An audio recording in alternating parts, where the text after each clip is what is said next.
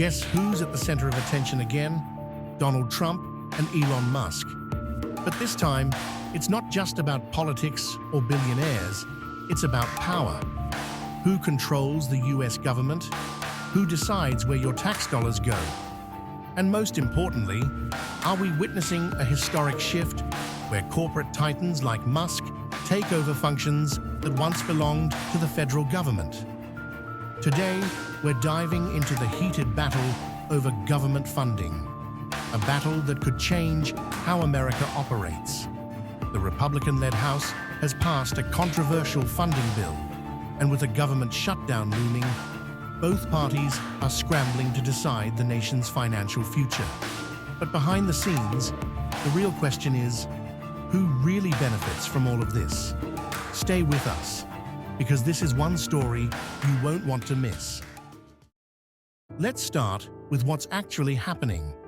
The US House of Representatives, controlled by Republicans, passed a stopgap funding bill, barely, by a vote of 217 to 213. The goal? Keep the government running past the Friday deadline and avoid a shutdown. Now here's where things get interesting. Historically, hardline Republicans have been against stopgap measures or continuing resolutions, arguing that they're just temporary band-aids for deeper budget issues. But this time, they caved. Why? Because Donald Trump made a personal call. He's been pushing Republicans to fall in line, and even Vice President J.D. Vance held a closed-door meeting to make sure the party stayed united. This means that, for the first time in years, even the most radical members of the GOP have supported a measure they previously despised. Tennessee Representative Tim Burchett, who has never voted for a CR, suddenly changed his stance after speaking directly with Trump. His reason? Leadership's never lied to me, and Trump's never lied to me. Republicans argue they're cutting down federal spending, reducing government bloat, and right-sizing America's budget. But the opposition is calling foul, claiming this isn't about fiscal responsibility. It's about shifting power away from Washington and into private hands. And this brings us to Elon Musk, the name that keeps popping up whenever there's a discussion about power, influence, and, let's be real, control. Democratic Representative Rosa DeLauro put it bluntly. This bill is handing over the keys of the government and a blank check to Elon Musk and to President Trump. Senator Richard Blumenthal took it even further, calling Musk an unelected autocrat who's gaining far too much influence over the country. But is that an exaggeration? Let's look at the facts. Musk's companies are already embedded deep in government operations. SpaceX supplies NASA, and now the Pentagon, with essential space and defense technology. Starlink is being used by US military forces and intelligence agencies. Tesla has received billions in government incentives and contracts.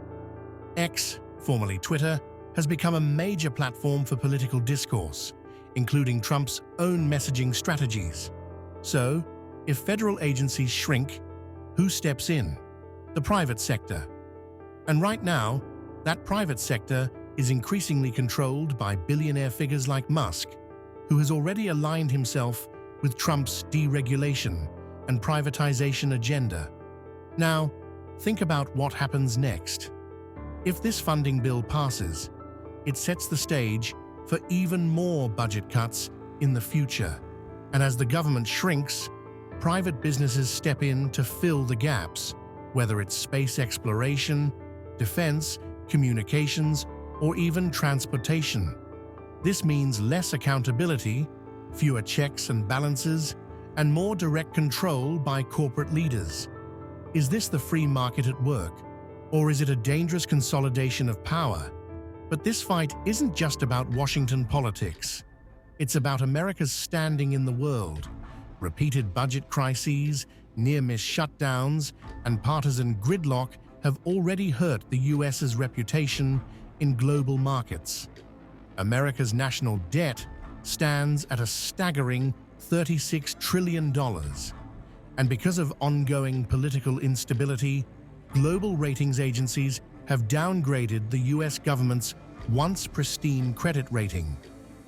If this shutdown happens, or even if we just keep going through this cycle of financial brinkmanship, it sends a dangerous message to investors and international markets. The US has always been seen as a financial rock, a safe bet for investment.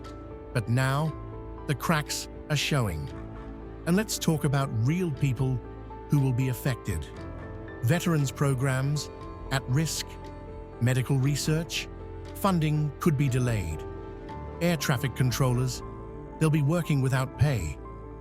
Law enforcement and security agencies stretch thin.